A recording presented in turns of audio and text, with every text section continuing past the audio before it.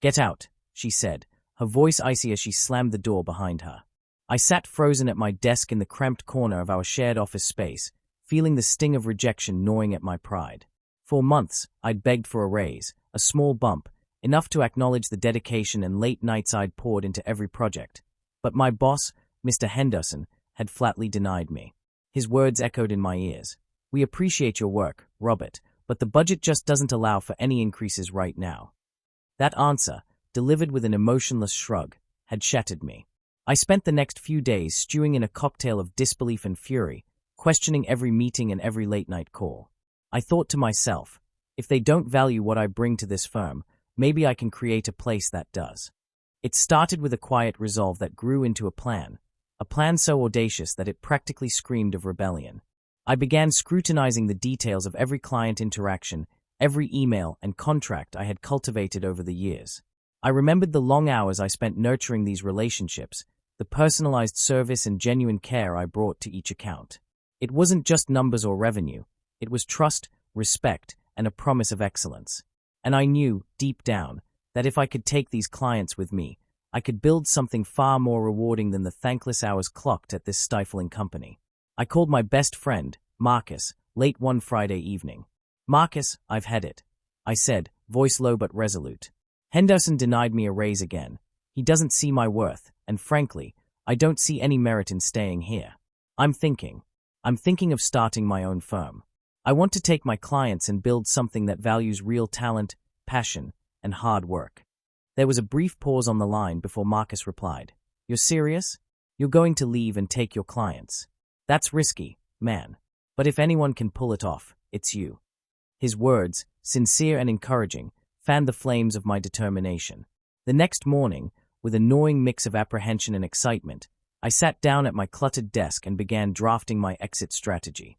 I reviewed every conversation I'd had with my clients, every project brief, every proposal, and started compiling a confidential document listing my contact information and project details. I was meticulous, no client would be forgotten, and I made sure to include notes on what each one valued most about our work together. I had to be careful. I wasn't committing a hostile act of treachery, merely reclaiming what I had built through sweat, tears, and endless dedication. Late that afternoon, I arranged a meeting with Susan, one of my most loyal clients, a boutique retailer who'd trusted me with her brand's digital marketing strategy for years. I invited her to a nearby coffee shop under the pretext of discussing some future ideas. As we sipped our lattes, I cut straight to the chase. "Susan, I have to be honest," I began, leaning forward. "Things haven't been working out at the firm. I've realized that the value I bring, and the work I've done on your account, isn't something our current leadership recognizes. I'm leaving to start my own company, and I'd love for you to come with me." Susan looked at me, eyes wide with surprise, then considered my words carefully. "Robert, I've always appreciated your work. I've thought for a while that the corporate environment wasn't really treating our partnership the way it should. If you're starting your own firm, you'll have my support." Her sincere smile bolstered my confidence. One by one, over the next several weeks, I reached out to other clients. Each conversation carried that delicate mix of relief and excitement. Many said they'd been frustrated with the lack of creativity and personalized attention at my old company. With every nod, every handshake, I felt my new venture gaining momentum. Within a month, my new firm, Catalyst Creative Solutions, was born. I left behind the stale corridors of that old office, packing up my belongings in a cardboard box marked for future greatness. On my last day, I walked out of the building with a heavy heart, a part of me still loyal to the legacy of what I had built over the years, but a much larger part of me buoyed by the promise of a new beginning. I set up office in a modest co-working space downtown, a place buzzing with energy, where startups and freelancers converged to chase big dreams. There, I assembled my initial team, a talented graphic designer I'd met online, an experienced digital strategist, and a couple of enthusiastic junior marketers eager to prove themselves. Our mission was clear: to deliver the kind of personalized, innovative service that had earned me the loyalty of my original clients. There were challenges from day one. I had to navigate legal boundaries, ensure that every confidential document was protected, and manage the inevitable tug-of-war with the old firm. Mr. Henderson was livid. He didn't take kindly to the idea of losing a talented employee and an entire client base to a former colleague. I received a few stern letters, warnings about breaching non-compete agreements, but I had taken every step with caution and legal advice. I knew I had every right to pursue what I believed was mine. My first major project with Catalyst Creative came from a local tech startup that needed a complete overhaul of their digital strategy. I poured everything into the campaign: late nights, whiteboard sessions, endless revisions. When the campaign launched, the results were staggering: a 150% increase in engagement and a substantial uptick in sales. The success made headlines in local business circles, and soon word spread about our innovative approach and our personal touch that big agencies couldn't match. As business flourished, I remembered that old conversation with Marcus, who had assured me that if I had the grit, I'd succeed. I kept a small framed photo on my desk, a candid shot from that fateful Friday when I first made the decision to leave. It reminded me of the courage it took to defy a boss who'd dismissed my potential. And gradually, my new team and I built a reputation that not only satisfied clients but also put our competitors on notice. Then, one crisp autumn day, I received an email from a major industry publication asking for an interview about our journey. The article was headlined, "How One Man's Dream Sparked a Digital Marketing Revolution." I was surprised at the attention, but even more so when I learned that Mr. Henderson's firm had also been mentioned, albeit in a stark contrast that highlighted our innovative approach versus their outdated methods.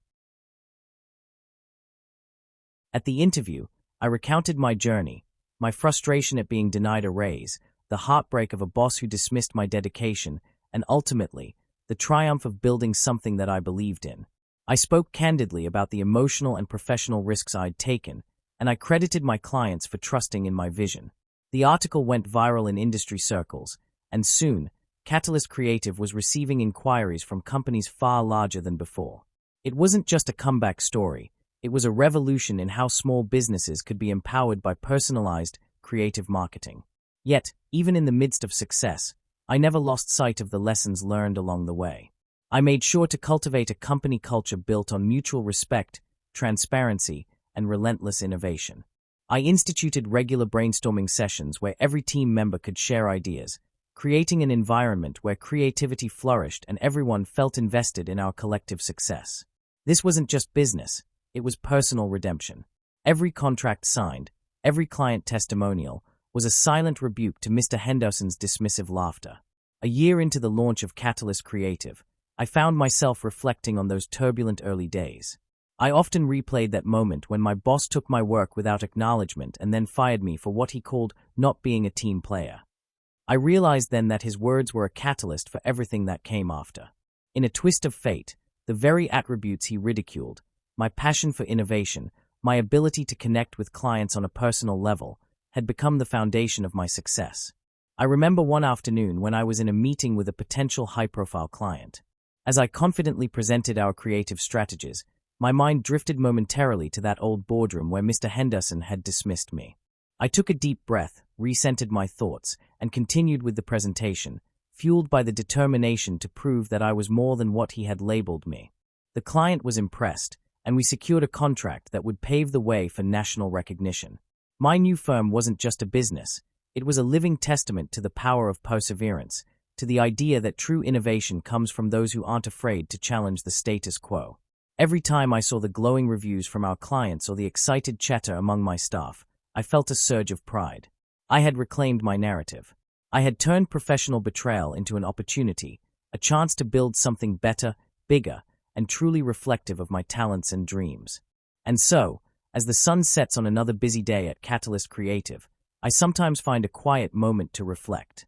I sit in my office, gaze fixed on the city skyline outside, and allow myself a small smile as I recall the journey that brought me here.